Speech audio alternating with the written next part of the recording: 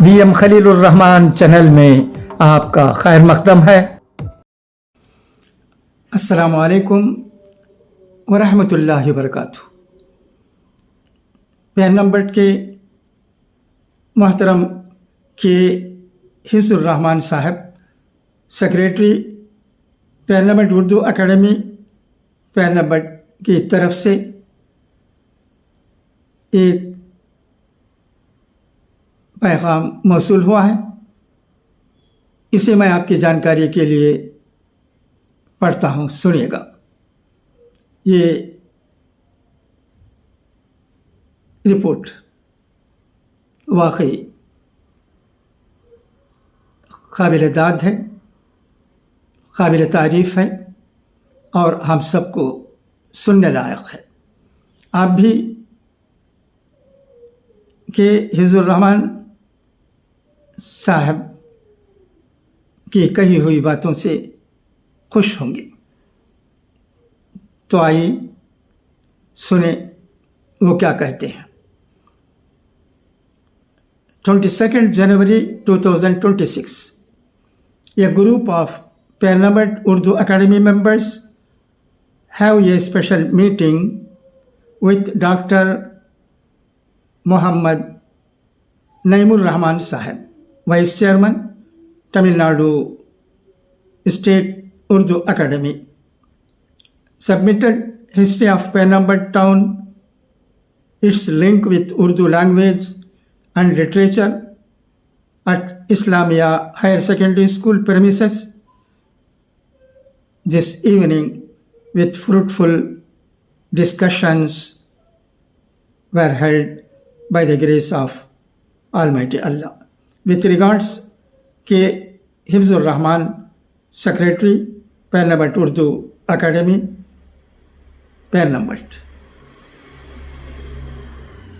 اب آئیے سپاسنامہ سماعت فرمائیں جو پیر نمبر کے اردو اکیڈمی نے ڈاکٹر محمد نعیم الرحمان صاحب کو پیش کیا تھا۔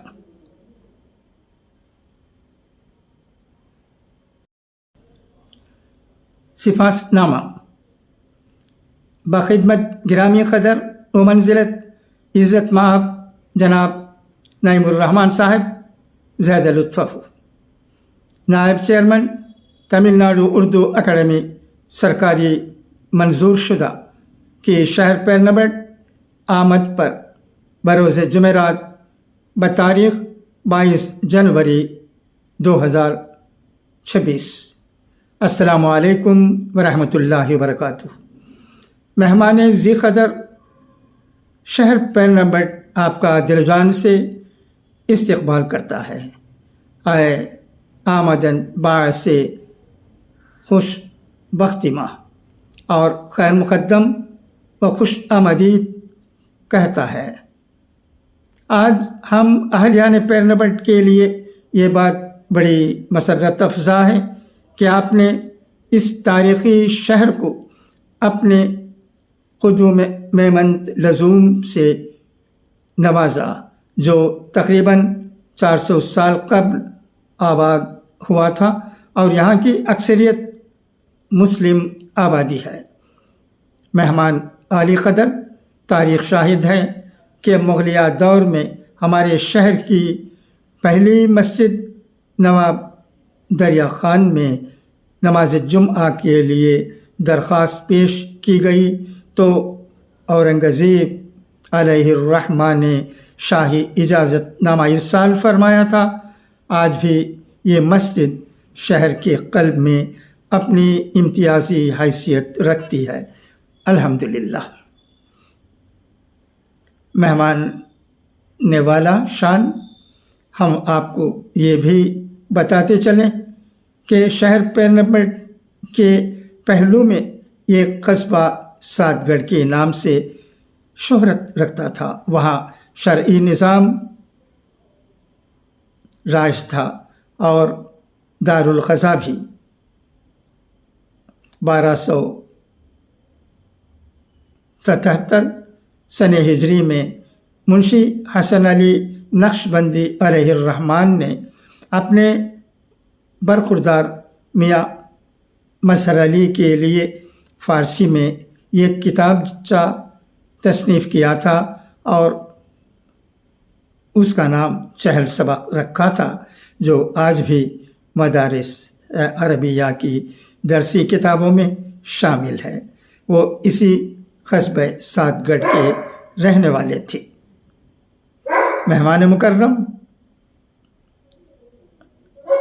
नवाबा ने आरकाट की फरमाइश पर हुक्मरान बीजापुर ने उलमा किराम की एक जमात को शहर पेरनबट रवाना फरमाया था।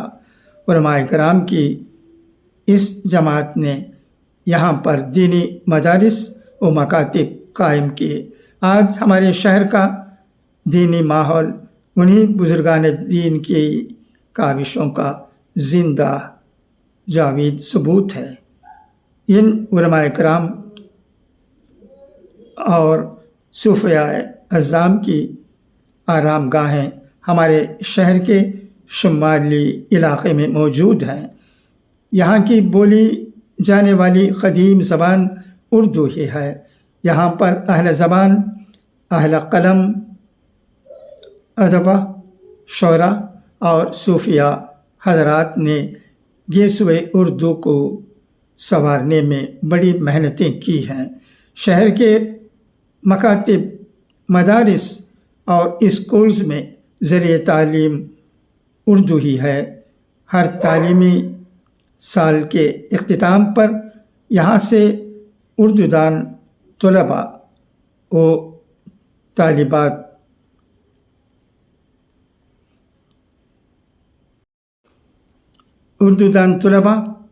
तालिबात की एक बड़ी तादाद फारिग होती है।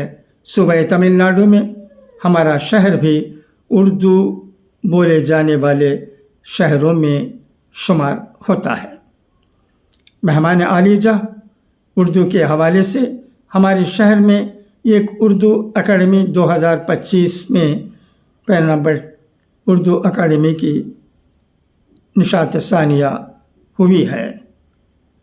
अल्हम्दुलिल्लाह हमारे शहर में अकादमी की सरपरस्ती माहाना मुशायरों का सिलसिला भी चल पड़ा है।